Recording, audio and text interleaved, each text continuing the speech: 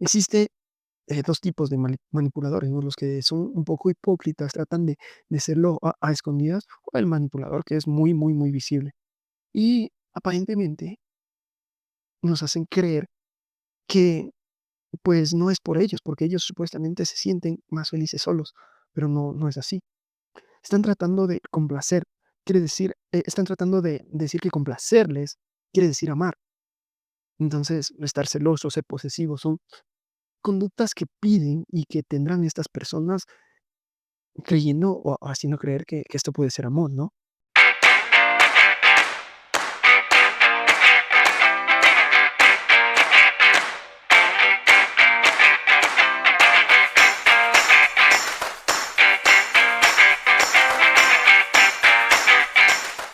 Hola amigos, ¿cómo están? Bienvenidos a este su podcast, Un Sueño en Mano, el podcast de los soñadores, de los locos, de los que nos atrevemos a pesar del que dirán y nos levantamos a pesar de cada fracaso. Este es un espacio de crecimiento personal porque recuerda que tu éxito será tan grande como tú lo seas.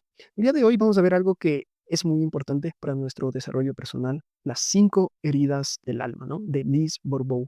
Se dice que todos tenemos por lo menos 4 de las 5 heridas y esto lo que difiere es en la gravedad en la que la manifestamos, ¿no? Puede ser que lo tengamos fuera de control o en un aspecto mínimo, ¿no? Pero de todas maneras tenemos que ir a revisar esas heridas para saber que no nos están saboteando en el día a día. A medida que aprendas a ser capaz de observar solamente que sientes una herida, descubrirás que esas heridas te harán cada vez menos daño y que durarán cada vez menos tiempo. Las heridas no se van a desaparecer. Lo que vamos a aprender es a detectarlas y a no dejarlas actuar. Entonces, ¿qué necesitamos para esto? Reconocer la herida y aceptarla, que prácticamente nos va a impedir que no usemos la máscara asociada a esa herida. El alma. La meta de las encarnaciones del alma es vivir en el amor verdadero y la aceptación de sí misma a fin de vivir su divinidad. El problema aquí realmente es que hay una pelea entre el alma y el ego. El ego es el que no nos permite sentir los sufrimientos del alma. El ego siempre quiere tener la razón y oculta estos sufrimientos del alma, ocultándolos tras máscaras. Pueden ser drogas, azúcar, medicamentos, suicidios, enfermedades, divorcio y todo tipo de situaciones que de alguna manera son conflictivas en nuestra vida. Dice que existe un triángulo, ¿no? Que nos ayuda a detectar que nos movemos por cada uno de estos 3 lados en el mismo grado. Cómo amamos a los demás, cómo los demás nos aman y cómo nos amamos a nosotros mismos. El triángulo de la vida ilustra el hecho de que los demás son contigo como tú eres con ellos y contigo mismo. Hablando ya netamente de las heridas, vamos a empezar con la herida de rechazo. Esta dice que se da entre la concepción y el año de vida y es un rechazo del padre del mismo sexo.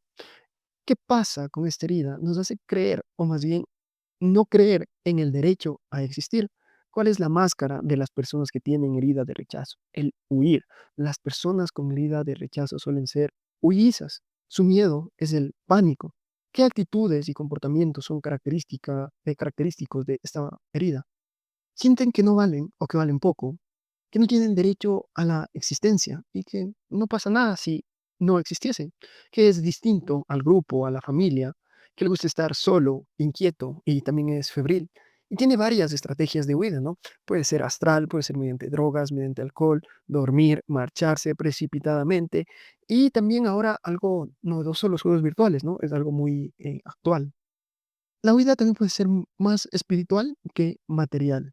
Y normalmente, lo recalcamos, las personas con herida de rechazo están aparte del grupo. La herida de abandono dice que se da desde el primer año hasta los 3 años y la causa el padre del sexo opuesto, cuando no hay apoyo, cuando no hay cariño. ¿Cuál es la máscara de esta herida? El hecho de ser dependiente de una persona. Tienen miedo a la soledad las personas que sufren de la herida de abandono. ¿Qué actitudes y comportamientos podemos ver en estas personas? Necesitan la atención, el apoyo de su entorno. Normalmente tienden a tener una tristeza profunda. Cuando están solos, lloran durante mucho tiempo. Se crean dramas o enfermedades para llamar la atención. Esto, ojo, puede ser inconscientemente, ¿no? Si es que te enfermas mucho y no sabes las razones, creas una enfermedad tras otra, pues puede ser que tengas una herida de abandono por curar. Puede ser enfermedades físicas o incluso enfermedades emocionales. Tienden a dar pena, ¿no? A ser víctimas. Son dramáticas y teatrales. Piden normalmente la opinión de las otras personas, pero no porque quisieran seguir un consejo, sino más bien porque necesitan la atención de la otra persona y al final capaz y el consejo lo desechan. Favor o cuidar a alguien, cuando les ayudan con esto, pues tratan de hacer lo mismo de regreso, ¿no? Y son inestables emocionales. La herida de la humillación, esta se da del primer al tercer año. Normalmente se da cuando los padres reprimen el placer físico, lo que tiene que ver con los sentidos. La máscara de este tipo de herida es que hace a las personas un poco masoquistas, no tienen miedo a la libertad. Las actitudes y comportamientos que destacan de estas personas son normalmente aquellas almas misioneras, pero que se manifiestan mucho por el temor a Dios. Todo lo hacen por ser dignos de Dios o de aquello que aman, ¿no? Contienen sus palabras, lo que ellos quisieran opinar por no perjudicar a los demás. El castigo es algo muy singular en ellos, ¿no? Disfrutan mucho de la vida, pero si es que lo hace, recibe el castigo. No tiene el permiso de ser libres, no pueden estar sin límites y tampoco pueden sentir demasiado placer, no se lo permiten. Las necesidades, cumplir sus necesidades es como un sacrificio. A veces se recompensan todo esto con comida y suelen también hacer reír burlándose de sí mismas. La herida de la traición. Esta se da desde los 2 a los 4 años. El padre del sexo opuesto es quien la provoca. No colma su necesidad de atención. Llegan a tener una máscara de controlador, manipulador, ¿no? Tienen miedo a la disociación, a la separación. ¿Qué actitudes y comportamientos suelen tener? Suelen convencer que aparentemente tienen una personalidad fuerte. No suelen mostrarse vulnerables. Creen en tener una responsabilidad tipo de algún jefe, ¿no?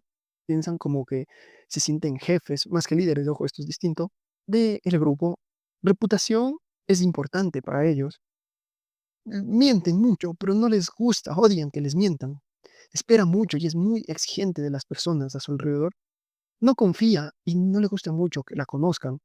Es manipulador, controla a su pareja, suele tener mal humor, chantaje, incluso seducir. Son de las personas que les gusta tener la razón y también tienden a ser muy rencorosos. La herida de la injusticia. Esta se da de los 4 a los 6 años y la provoca el padre del mismo sexo, como con frialdad, cuando son muy fríos con los niños, ¿no? La máscara se hacen rígidos y tienen miedo a esta frialdad. Las actitudes y comportamientos.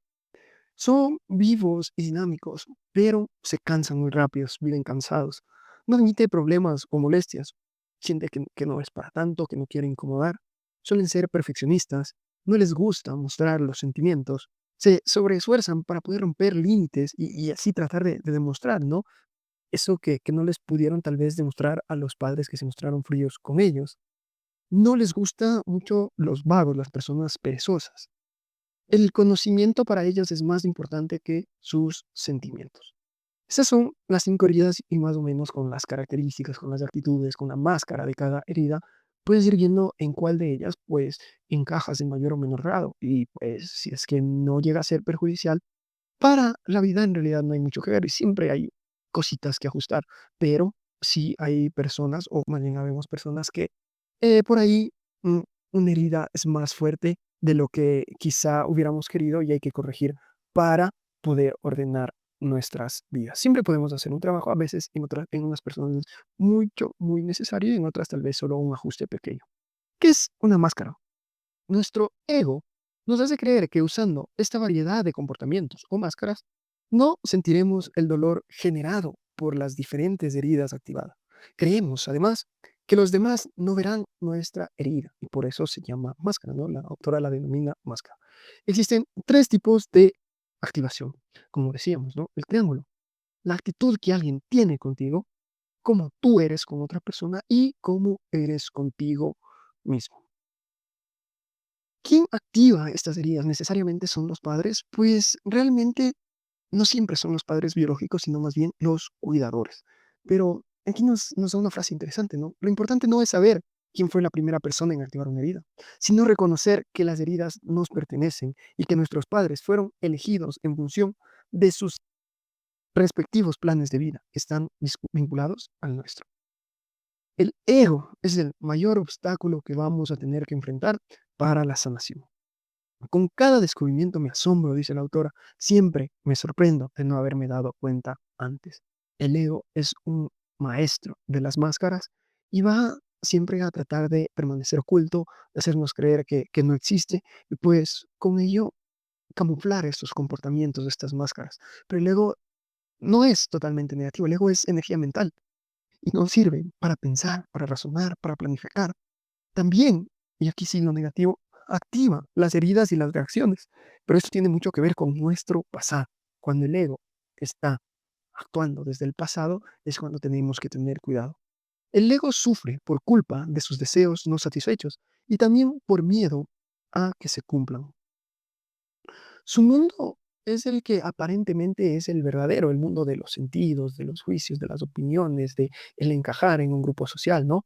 Todo lo que tiene que ver con creencias y miedos. El ego es el que no te permite ser tú mismo. Siempre es yo, yo, yo. Ese es el ego. La decisión que tomamos basada en el miedo siempre va a alimentar mucho más de ese miedo. El control, ojo, el control, el querer controlarnos, es el mejor medio para hacer que algo se mantuviese en lugar de desaparecer. Entonces, el control, el tratar de controlar las máscaras, no es un buen medio para dominarlas o desaparecerlas, aunque veamos que no podemos desaparecerlas, sino controlar la máscara relacionada con cada una de ellas. El ego, por lo tanto, posee, no quiere perder nada. Es un yo existo, yo soy, yo tengo. Pero el alma y tú, tu esencia de amor, tu esencia divina, no es lo que posees, no es tu oficio. El ego está ahí cuando recibes cumplidos, cuando no te permites escuchar, si no quieres hablar, se justifica y se defiende. El ego está convencido de que debe defenderse de todo y de todos. Se pone fácilmente a la defensiva. Los demás siempre tienen la culpa para el ego. El ego no vive en el presente.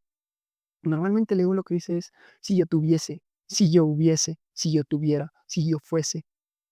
La culpabilidad es una característica del ego porque para el ego, en el ego más bien es donde se encuentran los conceptos del bien y del mal. Tu ego no sabe que necesitas estas experiencias para aprender. Quien está en tu centro no emite juicios de valor, se limita a observar. Por lo tanto, para el alma no existe experiencia buena o mala. Todas las experiencias y toda nuestra realidad nos ha servido para ser quienes somos y nos está sirviendo para transformarnos en nuestra mejor versión. Pero el ego va a tratar de impedir que así lo veamos. El ego es comparación, quiere hacer feliz a los demás también y satisfacer el ego es además hacerlo en la manera en la que yo pienso. Es un hacer las cosas por amor versus un hacer las cosas por gloria propia, por destacar. El ego también está en el orgullo. Puede ser un orgullo intelectual, un orgullo espiritual. Yo sé más que tú, yo estoy más avanzado que tú. La conducta del orgulloso, pero esconde un gran miedo al rechazo, a no ser amado.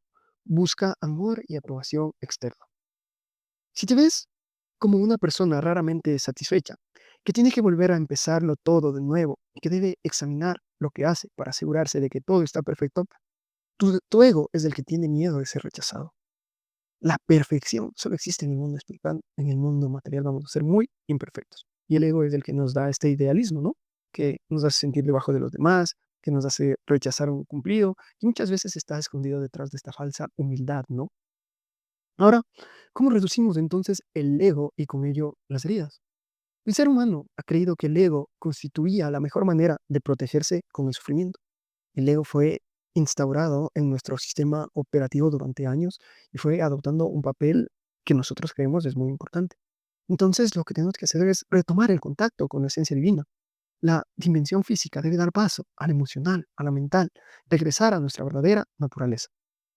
El malestar físico, incluso, es o está dado por iniciativa del ego. El ego puede incluso hacer sentir dolor y por ello, como en herida de abandono, puede hacerte creer que estás enfermo o crear estas enfermedades, ¿no? Amarte significa darte a ti mismo el derecho de ser tal y como eres en este momento. Es la única manera en que una transformación interior y exterior puede manifestarse. El ego se glorifica con todo lo que es material. El corazón sabe reconocer su poder divino y tan solo siente agradecimiento. ¿Cuál es una técnica que nos recomienda la autora para reducir el ego? Ponerle un nombre, ¿no? A esa vocecita que está en nuestra cabeza y cuando quiera actuar, pues vamos a hablar con él o ella. La aceptación, es decir, sí, es agradecer, es observar lo que ocurre sin juzgarlo, como bueno o como malo, consciente de aquello que quieras transformar. No vamos a eliminar, como dijimos, las heridas, pero sí vamos a eliminar estas heridas con aceptación. El saber, entonces, va a provenir de la intuición, de esta divinidad que todos y cada uno de nosotros poseemos. Las heridas de rechazo e injusticia, recordemos, se van por el padre del mismo sexo. Ambas suelen existir juntas, en mayor o menor medida. La herida de injusticia nos ayuda a no sentir la de rechazo. Normalmente la herida de rechazo nos hace negar la realidad, por eso huimos, ¿no? Huimos de la realidad y es la herida con la que uno más sufre.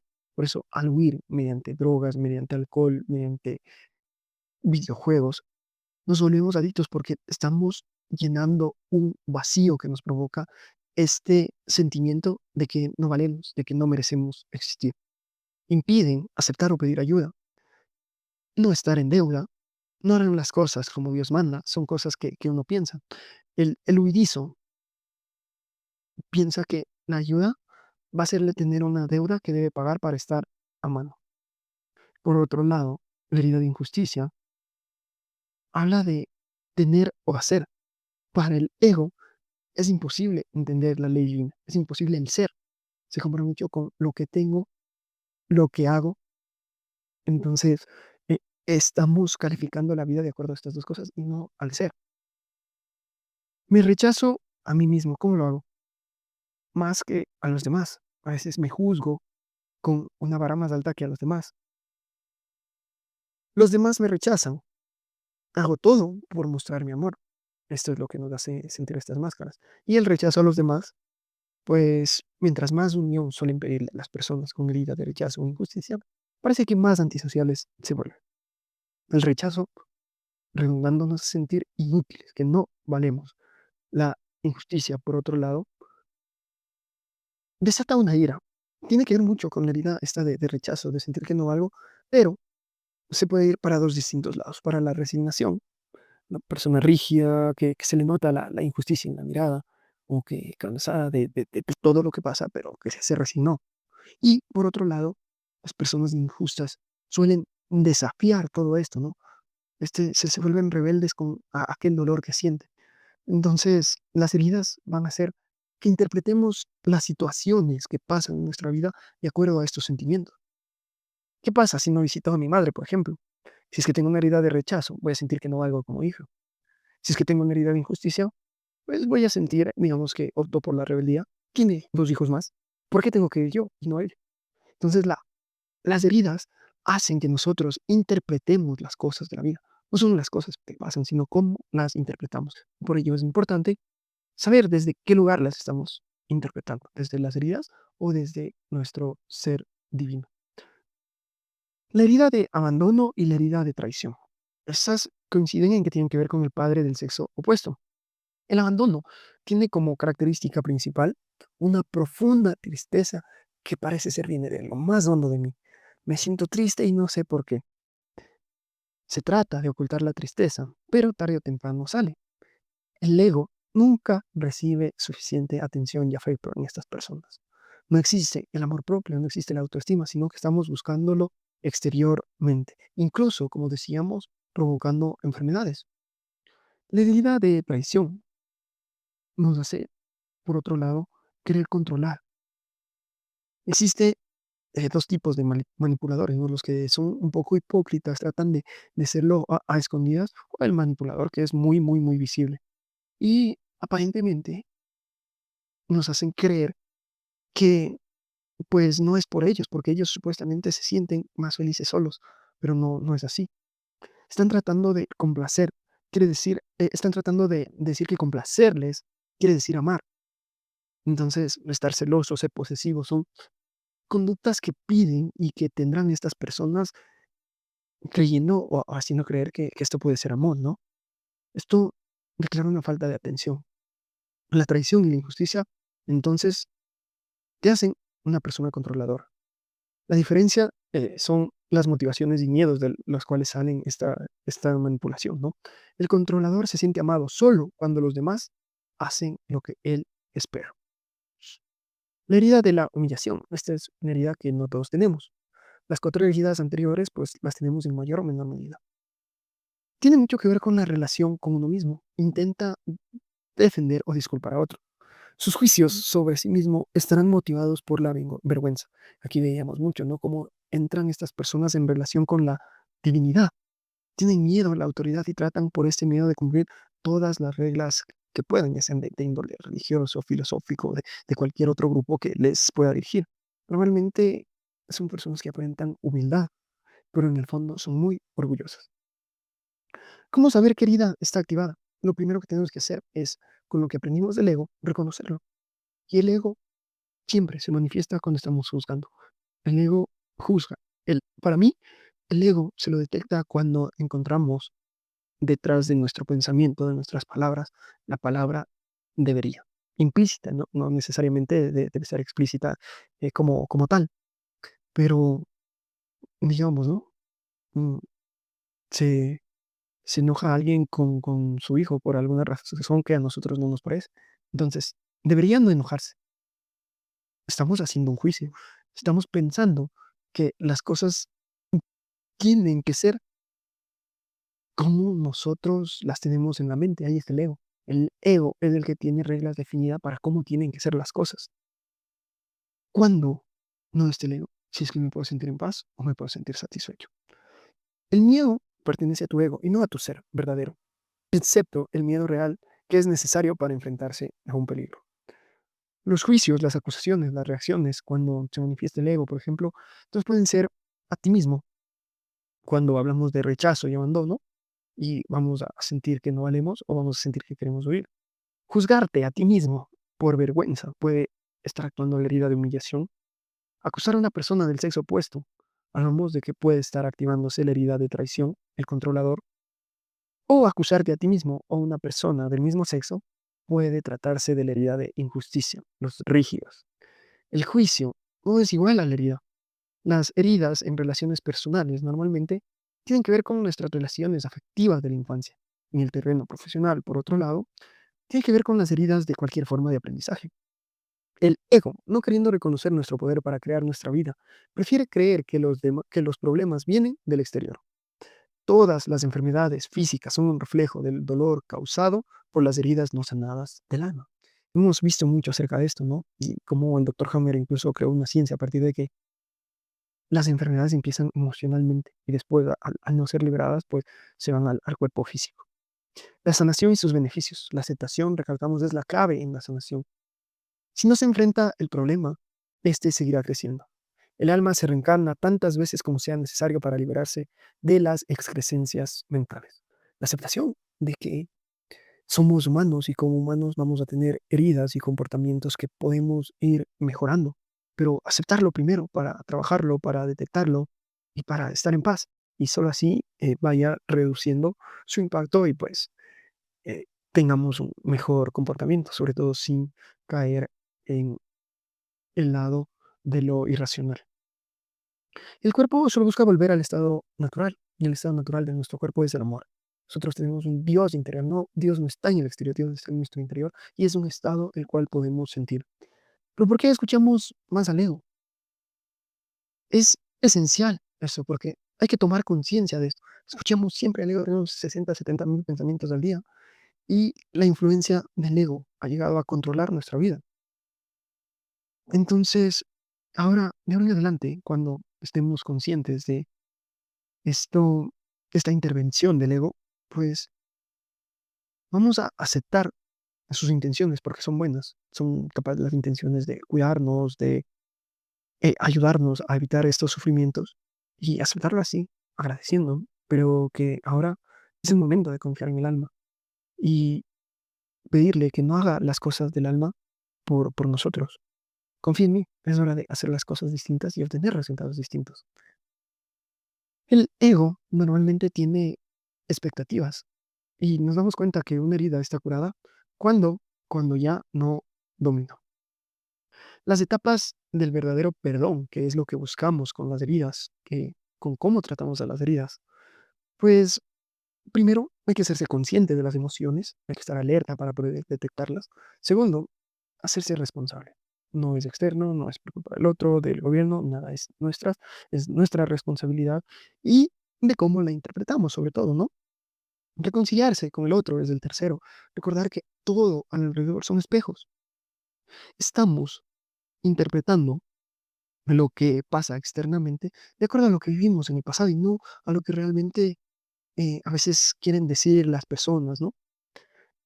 Nos dice la autora, si tienes granos y te miras en el espejo, está en ti y no en el espejo. Eso es lo que pasa con nuestras emociones. Cuando alguien nos dice algo y nos llega a afectar, no está las emociones de la otra persona, está en nosotros. Y es nuestra decisión, incluso si es un insulto o algo malo, está en nuestra decisión darle o no darle el poder. Y al final, si es que tú no le das el poder, pues terminan siendo solo palabras, porque tienes buena autoestima, buen amor propio y pues no te tomas en serio ni los halagos ni obviamente las ofensas.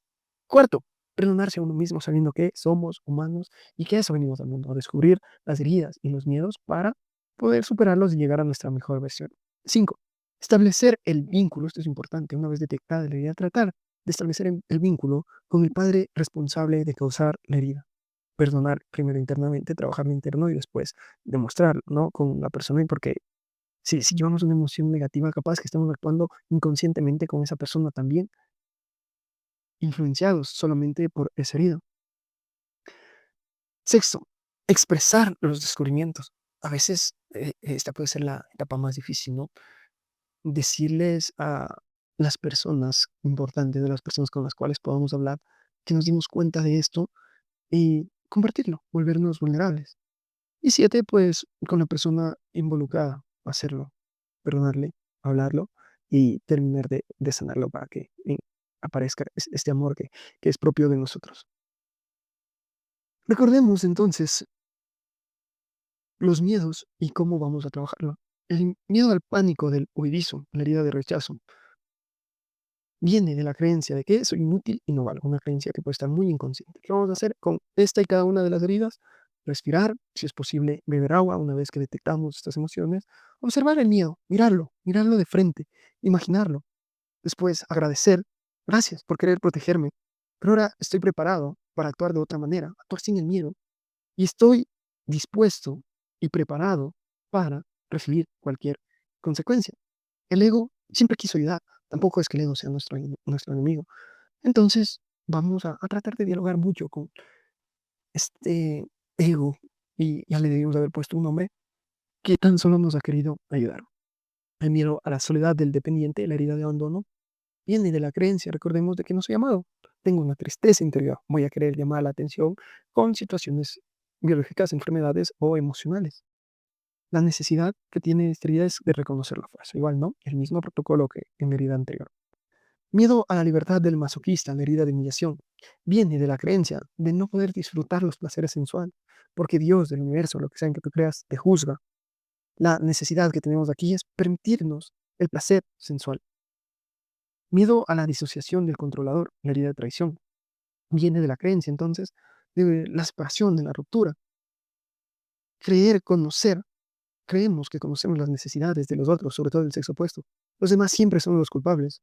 Y aquí hay una necesidad muy grande de ser vulnerables. El miedo a la frialdad del rígido, en la herida de injusticia, viene de la creencia de las críticas del mismo sexo. Soy imperfecto, todo está bien. Son excusas que se van dando y guardan una necesidad oculta de mostrar sensibilidad y permitirte tener límites.